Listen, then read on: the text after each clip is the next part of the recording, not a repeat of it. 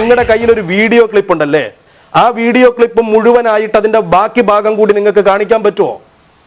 നിങ്ങൾ കാണിക്കണം. താങ്കൾ വാട്സപ്പിൽ അയച്ചു തരാൻ പറഞ്ഞ് ആവശ്യപ്പെടുന്നുണ്ടല്ലോ, ആ വീഡിയോ ക്ലിപ്പിന്റെ ബാക്കി ഭാഗം കൂടി നിങ്ങൾ മുഴുവനായി പ്ലേ ചെയ്യും. അദ്ദേഹത്തിന് വേണ്ടി ഞാൻ മാപ്പ് ഞങ്ങളുടെ വകയിലൊരു ജ്യേഷ്ഠനായിട്ട് കാഫിറിനെ വെറുക്കാനും അമുസ്ലിമിനോട് വെറുപ്പൊക്കെ പറയുന്ന ഒത്തിരി ആയത്തുകൾ ഇപ്പോഴും നെസ്ഖ് ചെയ്യാതെ അതുപോലെ തന്നെ അങ്ങ് അതാണ് ഇസ്ലാമിന്റെ യഥാർത്ഥ പൊളിറ്റിക്കൽ ഇസ്ലാം എന്ന് പറയുന്നത്. അതാണ് നിനക്ക് എങ്ങനെ സാധിക്കുന്നത്? എനിക്ക് ഒരൊത്തും പിടിയും കിട്ടുന്നില്ല നിന്റെ കാര്യം. അപ്പം നെസ്ഖ് ചെയ്യാത്ത റീപ്ലേസ് ചെയ്യാത്ത ആയത്തുകൾ ഇന്നും നിലനിൽക്കുന്നു എന്നതാണ് ഒരു ഇസ്ലാം പൊളിറ്റിക്സ് ആണ് എന്ന് ഞാൻ പറയാനുള്ള കാരണം. കഷ്ടപ്പെട്ടോക്ക് വെറുതായല്ലോ. ബന്ധങ്ങൾ ഇപ്പോ ഇവിടെ ഒരു പണ്ഡിതൻ അദ്ദേഹത്തിന്റെ ഒരു 10 മിനിറ്റോ 5 മിനിറ്റോ സംസാരത്തിൽ ഒരു 7 തവണ 8 തവണ എന്റെ പേരെടുത്ത് പോലും പരാമർശിക്കുന്നത് ഞാൻ കണ്ടു. അദ്ദേഹത്തിന് എന്നോടുള്ള ഒരു വ്യക്തി വൈരാഗ്യമായിരിക്കാം. I don't care. എനിവേ, പണി വരുന്നുണ്ടവറാച്ച. അപ്പൊ ഞാൻ പറയുന്നത്, ഞാനൊരു മദ്രസയിൽ പഠിച്ച ആളല്ല. ഞാൻ മദ്രസയിൽ പഠിപ്പിക്കാൻ വേണ്ടി വാർത്തെടുക്കുന്ന ഒരു പുരോഹിത വർഗത്തെ വാർത്തെടുക്കുന്ന ഒരു സ്ഥാപനത്തിൽ പഠിച്ച ആളാണ്. നാശത്തിലേക്കാ നിങ്ങൾ പോകുന്നത്. അത് ഞങ്ങൾ അങ്ങ് സഹിച്ചു. സോ ഇസ്ലാം എന്ന് പറയുന്നത് ഓരോ തെറ്റുകൾക്കും അതിന് വേണ്ട ക്രൈമുകൾ എന്തൊക്കെയാണ് അത് വളരെ കൃത്യമായി പറയുന്ന ഒരു പൊളിറ്റിക്സ് ആണ് ഇസ്ലാം എന്ന് പറയുന്നത്.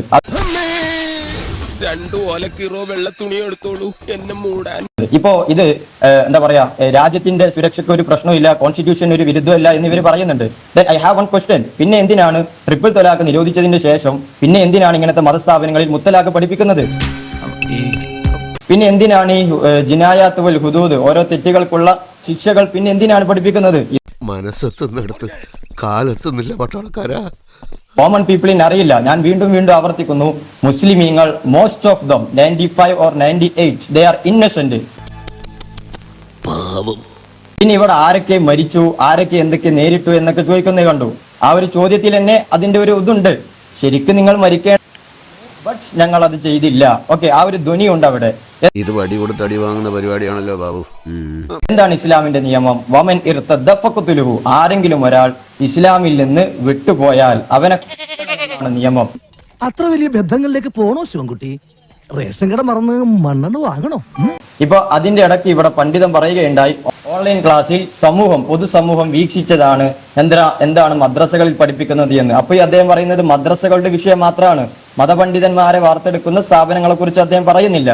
ഇവൻ ഞാൻ ഉദ്ദേശിച്ചതിനെ ഇത് ജസ്റ്റ് ഒരു ഉദാഹരണം മാത്രമാണ്. ഇത് ഈ കൊറോണയുടെ സമയത്ത് തന്നെ മദ്രസകളിൽ 12ാം ക്ലാസ്സിലോ 10ാം ക്ലാസ്സിലോ പഠിപ്പിക്കുന്ന ഒരു അധ്യാപകന്റെ ഒരു വീഡിയോ ആണ്. ഇത് നിങ്ങളൊന്ന് കണ്ടു നോക്കുക.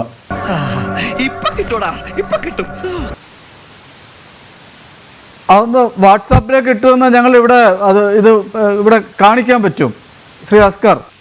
വേണ്ട.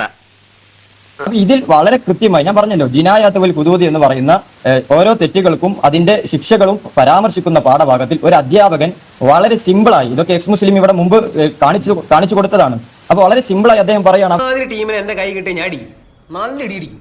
നിങ്ങൾ എന്താണോ ചെയ്തോ? ഞാനേ പള്ളിയിലച്ഛനല്ല, പോലീസുകാരനാണ്. രാധാകൃഷ്ണൻ സാർ പറഞ്ഞു വരുന്ന ഒരു കാര്യം ഉണ്ടായിരുന്നു, സ്ത്രീകൾ കൃഷിയിടാണ്. അപ്പൊ അദ്ദേഹം അതിനെ ഒരു ജസ്റ്റിഫൈ ചെയ്തുകൊണ്ട് അതിനെ ന്യായീകരിച്ചുകൊണ്ടുള്ള ഒരു വാദം നമ്മൾ കേട്ടു. ഒരു പുരുഷനോട് പറയാണ്, നിന്റെ സ്ത്രീ നിനക്ക് കൃഷിയിടാണ് എന്ന്.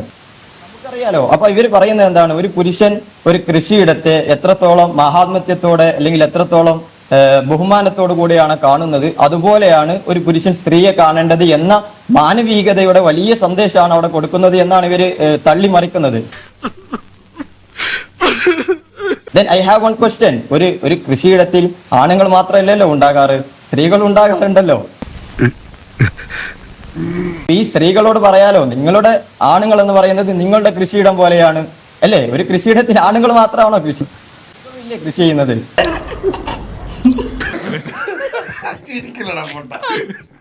അപ്പൊ അങ്ങനെയല്ലല്ലോ പറയുന്നത്. അപ്പൊ സ്ത്രീകളോടും പറയണ്ടേ, നിങ്ങളുടെ കൃഷിയിടാണ് ആണുങ്ങൾ, നിങ്ങൾ എങ്ങനെയാണോ നിങ്ങളുടെ കൃഷിയിടത്തെ കാണുന്നത് അതുപോലെ നിങ്ങളും ഇതിനെ കാണുന്നില്ല.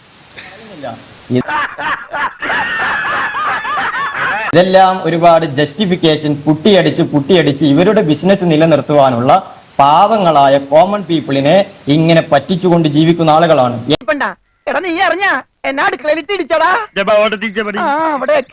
കൃഷിയിടം എന്ന ഒരു ആലങ്കാരിക പ്രയോഗം നടത്തി അതിനെയാണ് വിമർശിക്കുന്നത്. എന്നിട്ടോ ആ ആരിഫ് ഹുസൈൻ പറഞ്ഞത് അത് കോണ്ടെക്സ്റ്റ് എടുക്കണം. അത് തന്നെയാണ് നമ്മുടെ അസ്കർ അലിയും പറഞ്ഞത്.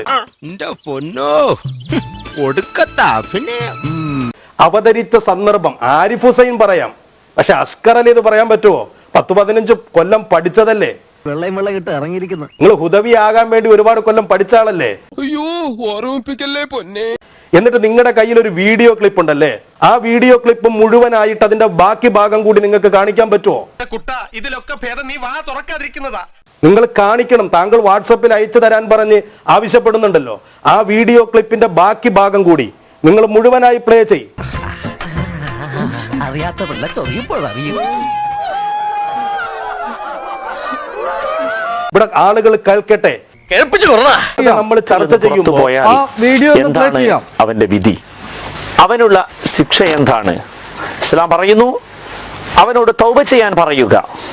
എന്നിട്ട് അവൻ തൗബ ചെയ്യുന്നില്ലെങ്കിൽ താമസിപ്പിക്കാൻ പാടില്ല അവനെ ഒരു ഭരണാധികാരി ഉടൻ തന്നെ എന്നാണ്.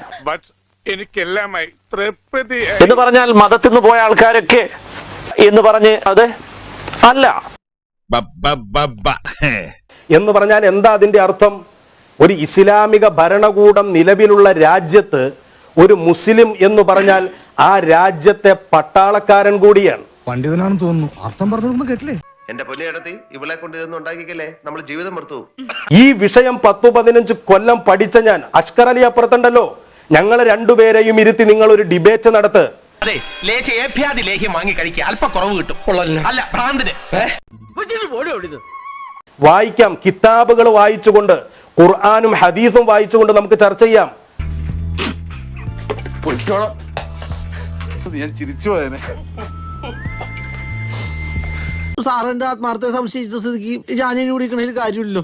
ഞാൻ പോട്ടെ. ഇവിടെ കാണിച്ച വീഡിയോ ഒന്നുമില്ല അതിനകത്ത്.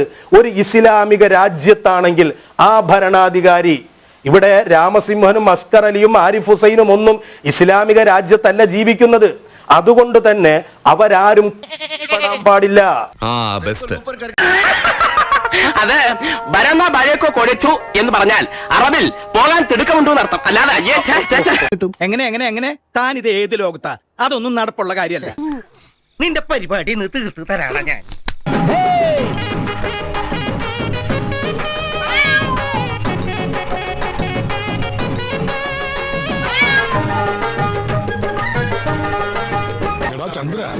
ഒന്ന് സബ്സ്ക്രൈബ് ചെയ്തിട്ട് പോടാ.